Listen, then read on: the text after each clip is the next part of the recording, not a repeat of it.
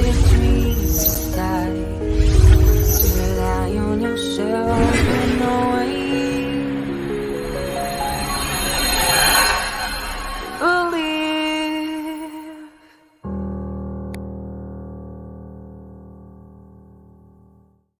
Good morning, everybody. Hopefully, everyone had a good night's sleep. It is Thursday. Thursday.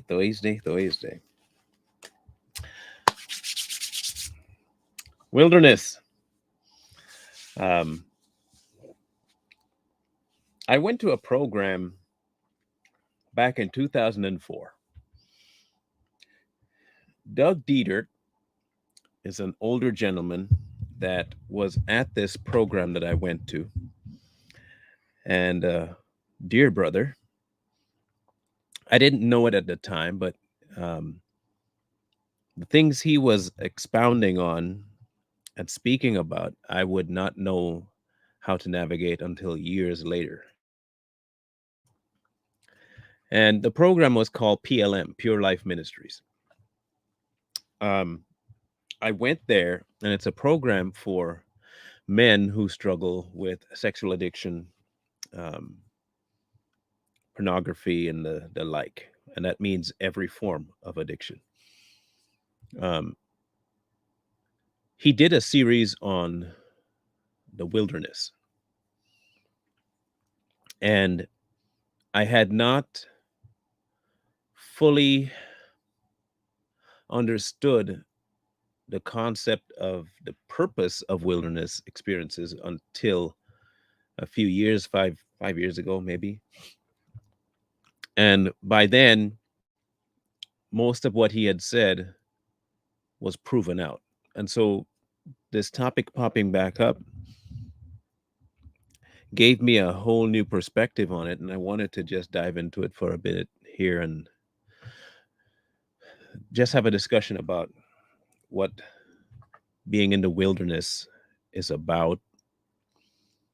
And I don't mean camping, hunting, I mean spiritual wilderness. And the thing that I want to emphasize is that the wilderness is an important location. Um, it is an important location because of two reasons. It can sober you up, and it can also strengthen you. Now, there are two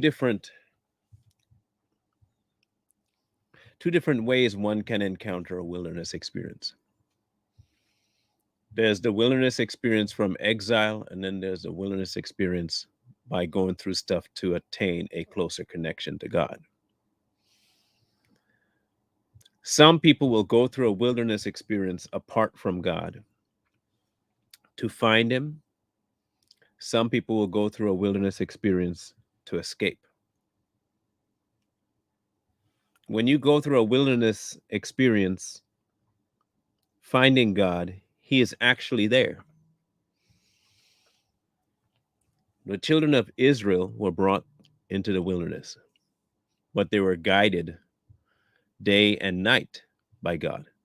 They were never deserted in the wilderness, but they were indeed separated from all things that they normally depended on in order for them to find full dependence on God. Many of us, however, run away from our wilderness experience.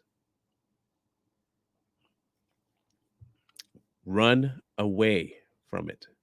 It's like we go through a period of desolation where we feel separated from everyone, feel removed from everything. And instead of seeing it as an opportunity to seek God, we use it as an opportunity to become reclusive. We run away, we shy away. We leave altogether the premise and the reason for the wilderness experience. We run into an almost from learning to exile.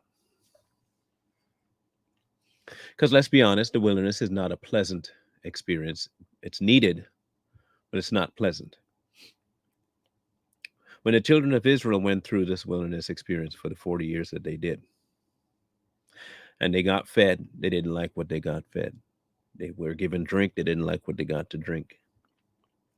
They were given light, they didn't consider it positive. They were given shade, they didn't care. They were given protection.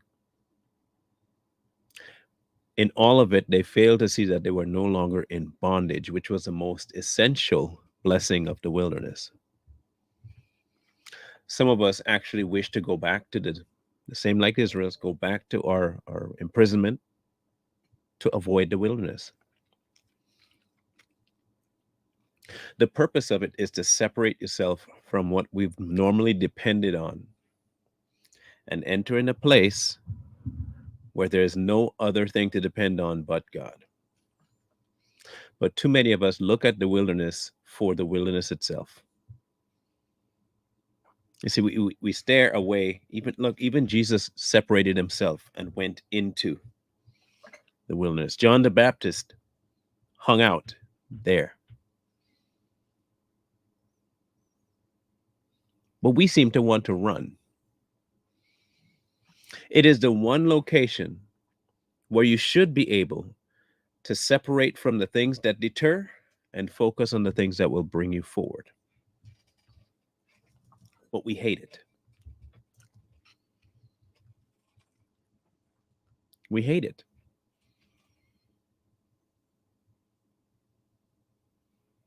And I'm not quite sure if we consider the wilderness a good thing anymore.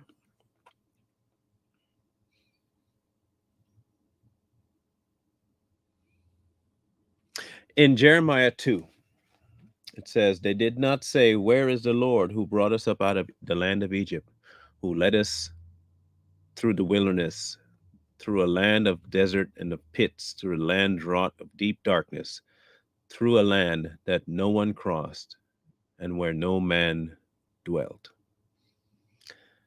Now, there's a line in there that says, who led us through the wilderness?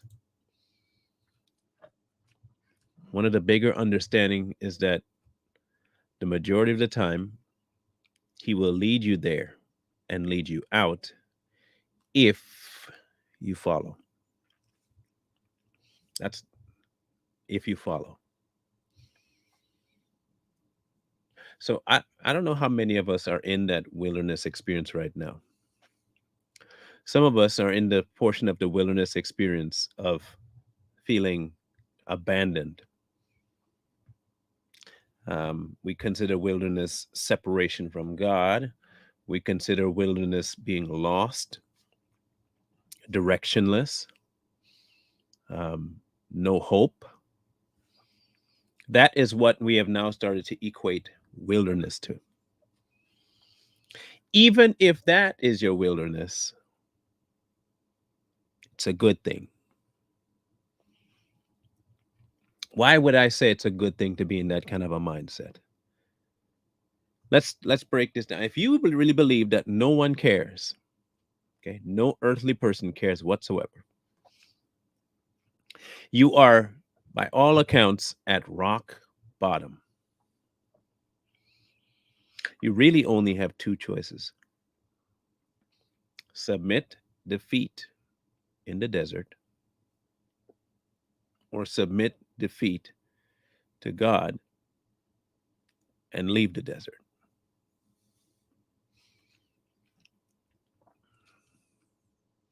You see, the desert experience is not for the experience of the desert. The desert experience is for connecting with the one and only one who can bring you out of it. But we avoid that. We love to avoid dealing with him in the dark, empty, voidless places. It's hard. Because we want to give the excuse that I just can't persevere. Oh my gosh, it's just so hard. Life is just so hard. This is just so hard. I don't think I can go on anymore. This is just too much. I don't know how I'm going to make it. I just don't.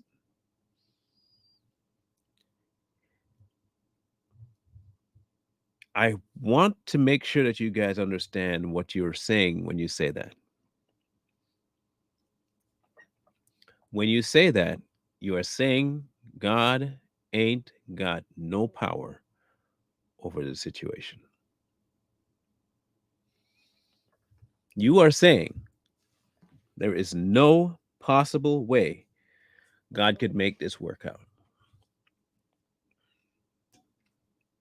God ain't big enough.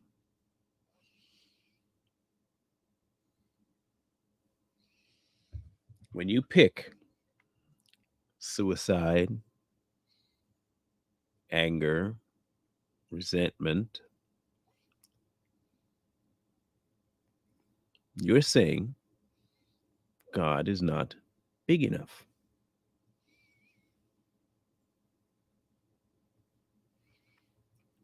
And in essence, what that actually says is God is not God.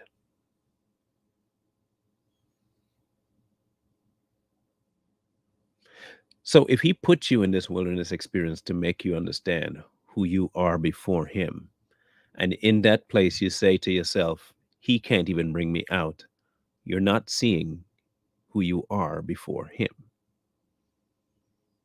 The children of Israel complain almost every day that they wish they had stayed in bondage than be free. Because what they wanted from freedom was ease. And in their mind, bondage was more ease than the wilderness. And in some essence, it's true. They had certain things that they can't have in the desert. So I could see if you consider the things that you got an amenity and not having it in the, I could see you thinking that bondage was better. But bondage will never be better than freedom, regardless of how struggling the freedom is. I don't care how much of a struggle that is. It's still better than bondage.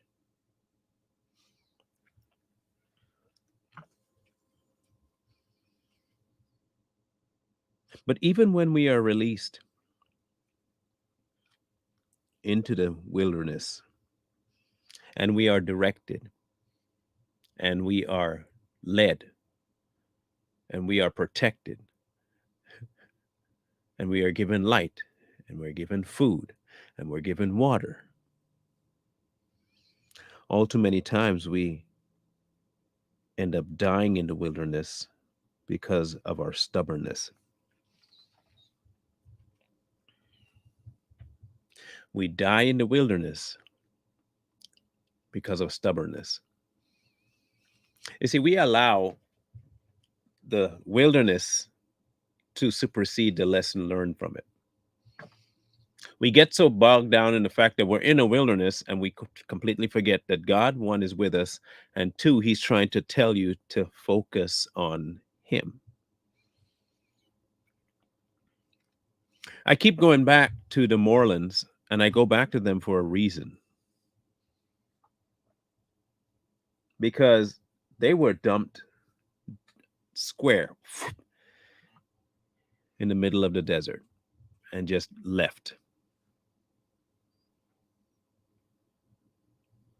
At least one would think that. They saw it as God separating them from the normal and placing them square in the wilderness of faith and forcing faith to grow. You see, their prayer had always been for deeper faith. You can't get deeper faith without a deeper test.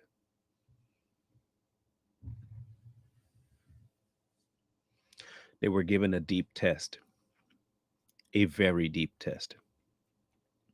And they all came out better. She may have passed on, and it is a hard thing to handle. I'm not making that a light issue.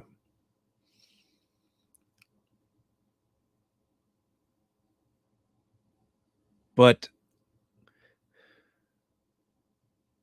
the after effect of watching them walk through this wilderness and coming out with a relationship with God was more encouraging than if he had healed her.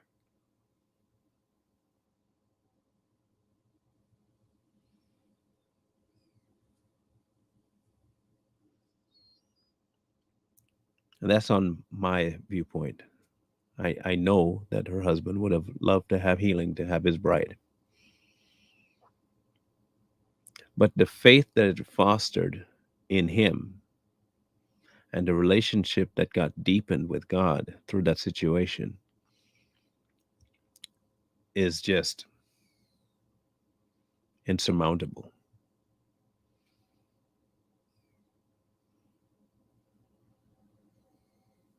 Do I believe that if you fail a test, you have to go through it again? You may not have to go through it again, but never think, okay, I never stop pushing my children to do better. Sometimes I push heavy, sometimes I push light. Sometimes I don't push at all and let the situation push them. But the goal is always to move them forward. So God may not test anything when it comes to the same issue and to test it in the same way, but He will push you. Let's be honest with ourselves, right? One cannot have true growth without a true test. We see it with Job, we saw it with Peter, we saw it with Paul, we saw it with Abraham, we saw it with Moses, we saw it with Joshua, we saw it with David. Every grandiose figure throughout history only became what they became through hardship and the wilderness experience. David's wilderness experience, his true wilderness experience, came a couple of times, but one of the bigger ones was after his sin with Bathsheba.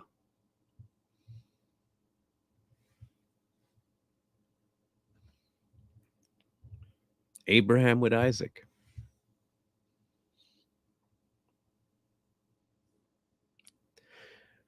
Peter right after he denied Christ.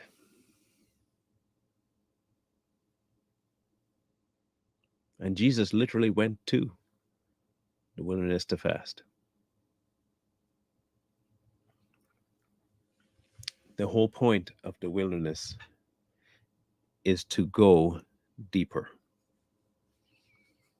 And I know there are lots of people that will listen to words like that and statements like that who are not Christians and will be like, "What the heck are you talking about deeper? What deeper? What deep, deep?" Well, yeah, I can't explain that to you. There is no it's like me trying to explain to a person who has never been in the locker room of a football team ever what the atmosphere in a locker room is like and having them process, understand, and accept it and know everything about it because I told them. I can't. You would have to go and be a part of the locker room to understand the things I'm telling you.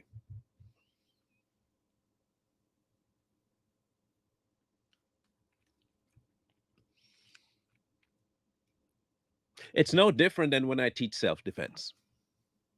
People want to learn self defense and they think it's all about avoiding the hit. Yeah, it's about avoiding the hit, but it's also about being able to learn how to take one. But I just can't tell you how to defend yourself and expect you to just know how. It's all head knowledge until you get hit. But you have to experience it to understand it fully. There are some things you cannot just explain to people. I can't just verbally explain the peace. I can't verbally explain the lack of stress. I can't verbally explain him talking to you. You have to experience that. You have to experience that.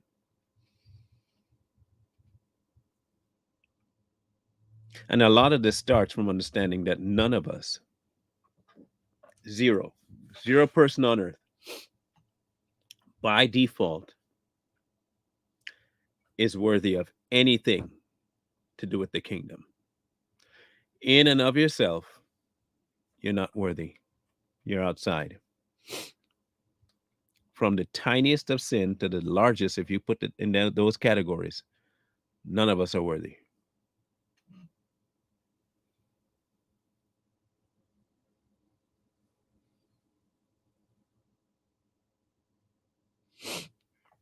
The only reason any of us become worthy is because we are placed in something that's presented to God as worthy.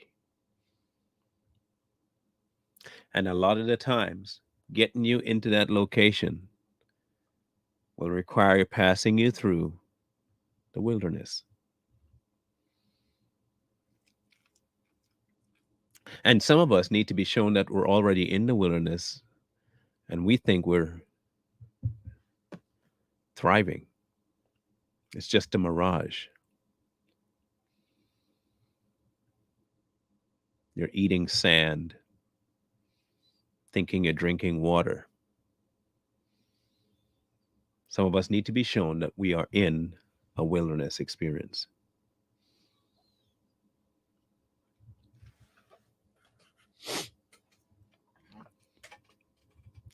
The purpose will never, ever, ever be to show you how strong you are. The purpose of the wilderness is to show you how weak you are and how strong He is.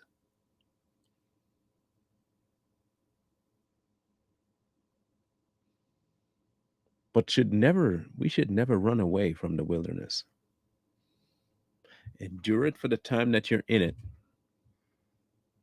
and understand the purpose for being there.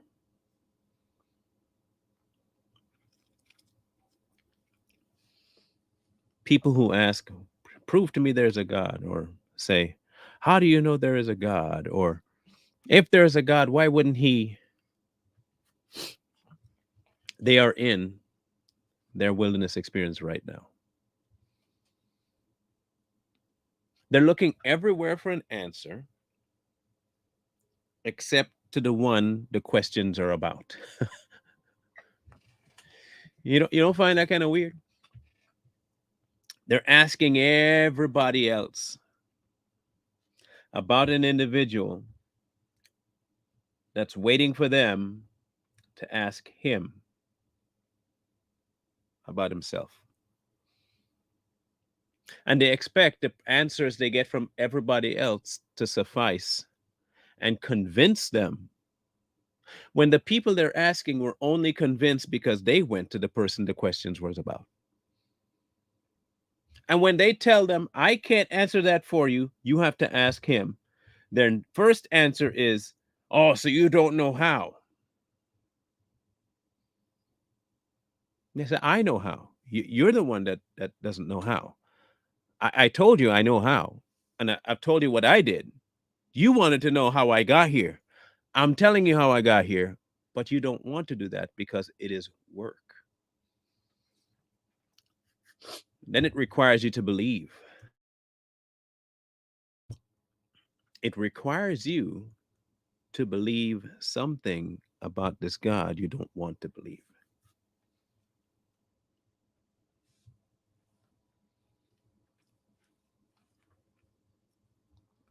And so we create all kinds of excuses. God would never accept me because why would God want me? God could never forgive. No, you are hoping that's the case. So you have a reason to keep being how you are. Because in your mind, if even God can't forgive that, what's the point of stopping? If God can't forgive something, right? Let's hear me out. If God can't forgive it, there's no reason for you to stop. It's already too far past, right? If you sincerely believe that God will not forgive something you've done, there's no reason for you to stop doing that thing. You're already damned. You're already sent to hell. It doesn't matter. Case is closed. I might as well keep doing what I'm doing because there's no hope. But we say that sometimes to ourselves in order to convince ourselves that He cannot forgive that. Because what we really don't want is for Him to forgive that. Because we know if He can forgive it, we have to stop.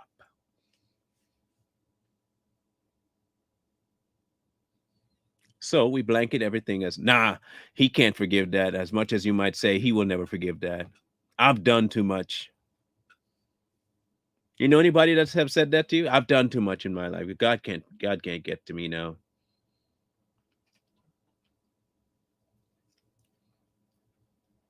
I've known a few people that said that.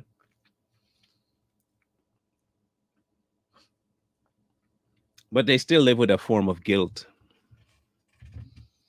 And so I asked them, so why is it that you still feel guilty if God can't forgive it?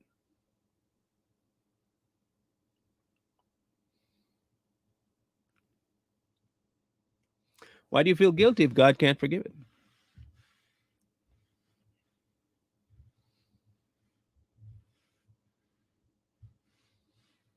If you believe it, I mean, that's what you say, believe that He can't forgive it. The truth is, you really do want Him to forgive it. And you don't genuinely believe that He can't. You genuinely believe that He can forgive.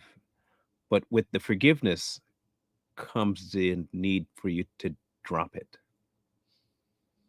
So, okay, we talked about this a couple of months ago.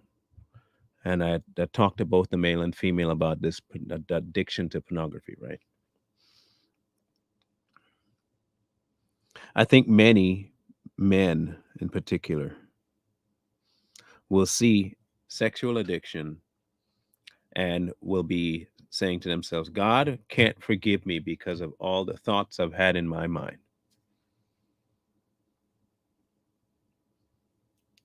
And since that's the case, I might as well keep thinking it.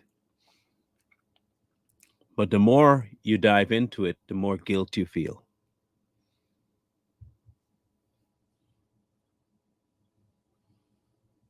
And the more guilt you feel, the more of a draw you feel to bring it to God.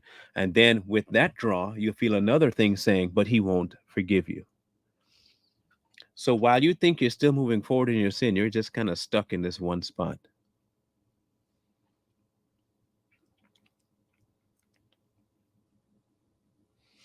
Here's how we know we can escape a lot of this stuff.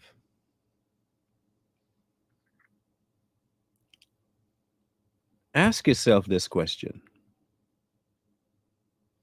If I know it is wrong, and I know that God will not forgive me because it's wrong, but I, in and of myself, understand it is wrong, why not just stop? Let's say, now understand, in order for you not to accept God's forgiveness, you're saying that you are better than God. So let's assume that you're better than God. Okay? You're better than God.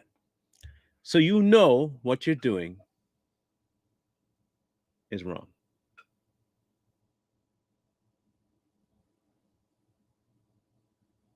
Then stop. Now don't stop because God told you to. Just stop because you know it's wrong. Go ahead. For your own sake, just stop.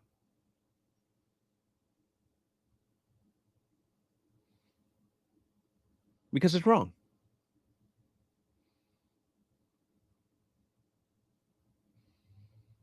So what stops you from doing that? Because you genuinely don't think, one, it's wrong, and two, here that this is the best part, two, even if it was wrong, you wouldn't stop.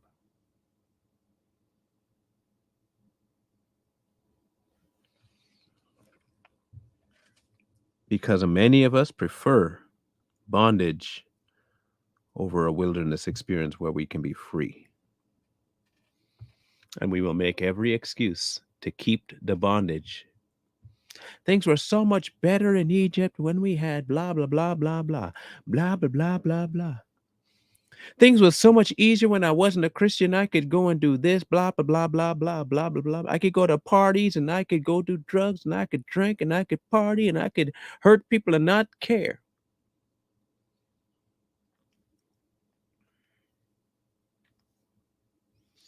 The problem with mankind is that for as much as they think they know what right and wrong is and that right is good, they rarely do right. They do what is easy. And we all know the right is rarely easy to do.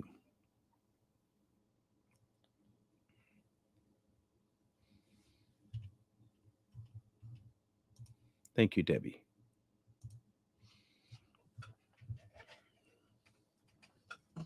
But the wilderness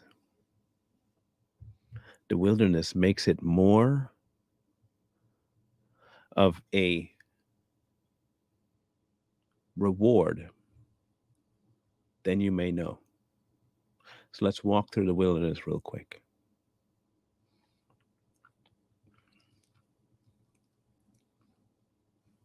If you have a spouse, a family member, a friend, a boss, an employee, or an enemy that has put your soul in the throes of turmoil, either by heartbreak, anger, or straight up pain, and in it you feel as though no one is on your side. Welcome to a wilderness. A wilderness has nothing you can depend on. It is desolate. There's sun, there's some shrubs, there's sand, dirt, rocks, gusts of wind, dust in your eyes, nothing for miles.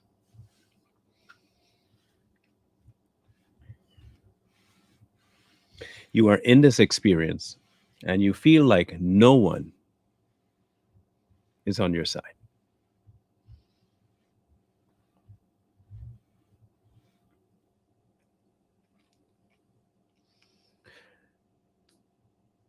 The next step is understanding this very vital thing. Who created the wilderness?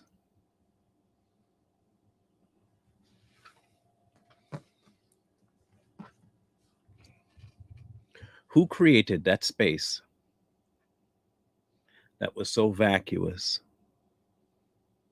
but it still remains? Who has jurisdiction over that space? God does.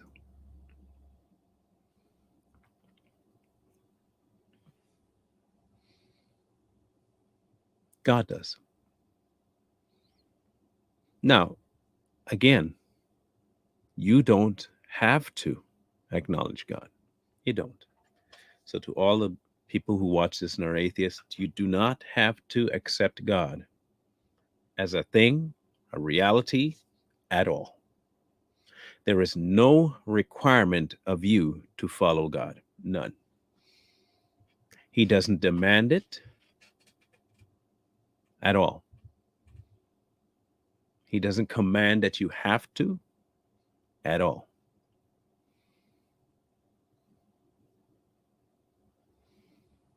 You have a choice. You have a complete, this is the one thing you have complete and utter jurisdiction over. Only you decide if you follow God. Only you decide if in the desert places and in the wilderness you find God. You're the only person that determines that.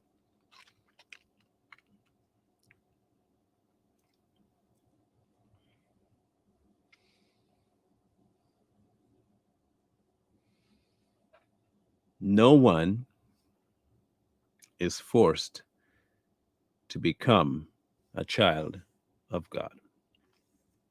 No one is forced to find him in the desert. No one, not a soul, is 100% guaranteed to leave the desert with a relationship because you have the choice. But when you give yourself over in that wilderness to him, the wilderness itself almost has no power. You don't feel like you should feel parched, burnt, dry, unsheltered, none of that. In fact, what ends up happening is like what happened with Jonah. You can sit and shade will be there. He will protect and carry you through the wilderness. He will guide you through it.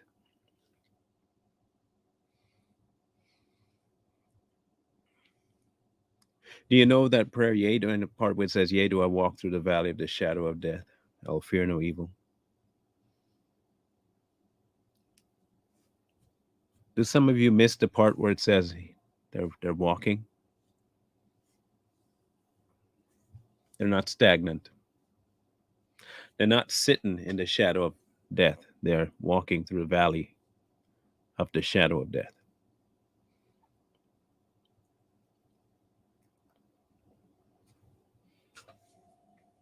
This is a movement thing. This is moving forward all the time. Sitting in the desert, wallowing, will help you stay in the desert. But following God through the wilderness will bring you to the promised. It really is that simple. It sounds like it should be more complicated than it is, but it's not. So, what wilderness experience are you having? And it could be a myriad of things that make you feel like you're in the wilderness. And if you feel right now that you're in the wilderness, it's a good thing. If you sincerely feel like you are in the wilderness right now, relish it. Because in the wilderness is where you find isolation with God. The wilderness is isolation with God for you to return from the wilderness more in tune with God. So if you are in a wilderness period right now, enjoy it. In fact, relish it. In fact, stay as long as you need to get as much as you can, so that the next wilderness experience you come to only means you go deeper.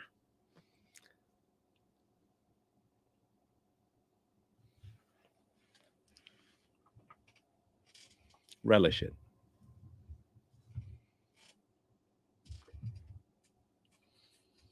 It is good. It is very good.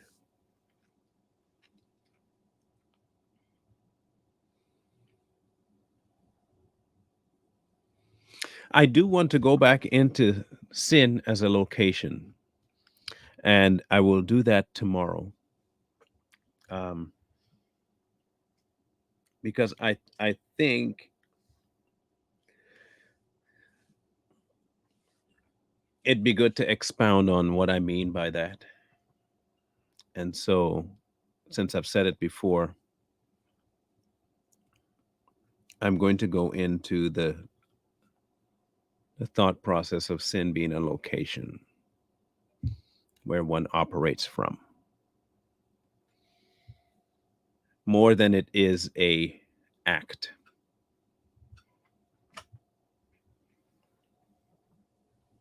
Okay? Okay. Update on my wallet. I found it. Thank you for all the prayers about that. I was supposed to announce it yesterday that I found it. but I did find it, and I was not freaking out. I was not worried, but I'm glad I found it. And it was in a place I had looked countless times. I looked, the wife looked, and she looks at for things better than I do. We all know that. But I did find it. So intact. Now I just have to get all my cards reactivated. So that's a very good thing. Because what was in it would have normally had me to the point where I would not be able to sleep. What was in this wallet, if it had been lost before now, would have had me in absolute panic. I just wasn't freaked out about it. I wasn't worried. I wasn't angry. I just let it be. Everything was in it. Everything was fine. It was in the house. It was in the house.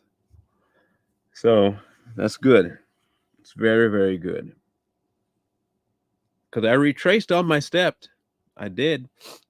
And the wife suggested we do one more looking in one place that we looked again, but just upheaval the whole thing, just rip up the whole thing and see if, and there, yeah, it was there. So God provided an answer. That's the big thing. Um, so we'll talk about sin tomorrow, and we'll call it the location of sin, and we'll talk about that a little more in depth. Um, Too Strong will be live tonight at 7 Eastern. We'll be coming with some what you can do come October 4th. Give you a little bit of prepping, what you can do for that. Um, and so we'll go over that tonight. So make sure you join us on Too Strong for that.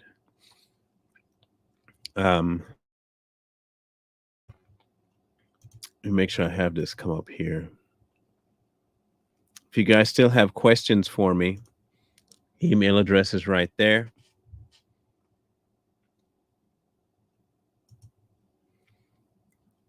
And if this is a venture that you want to assist in, and God has given you a heads up or the okay, the thumbs up, awesome. If not, awesome. That's not till February, Earl. That's a ways away. That's a ways away. I can't believe I'll be 3 off of the half century, man. That's crazy. Good thing is I don't feel it anymore. I was feeling 80 last year. So feel much better this year, at least now. Congratulations, Diane. You're 15 years younger than my mama. You're actually the age of one of my, um, would have been the age of one of my brothers. My brother would have been around that age now. Yep. In any case, thank you again for all the prayers of hoping that the wallet is found. It has been found. It's in good hands now. It's back where it needs to be. I ain't giving you all the date. If you add me on Facebook, you'll see that it'll show up. Okay, but it's in February. It's in February. Don't worry about it. Don't worry about it. I don't like telling people my birthday. I actually stay pretty quiet on my birthday. I only require 2 things on my birthday. There are 2 things I have to have on my birthday. There's a meal that I have to have every birthday. It may not be on the day, but it has to have it. It has to have happen that weekend or something. I have to have that meal. And don't ask me to do anything. It is easy. Just leave me. Don't ask for nothing. I don't want to do nothing. I don't want to cut no lawn, honeydew, nothing. Don't ask me to do jack. I'm a simple person to please. Feed me and leave me alone. That's that's the 2 requirements for my birthday. Pretty easy.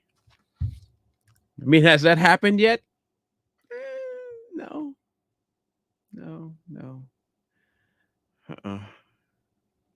Wishful thinking, but hey, I can keep dreaming.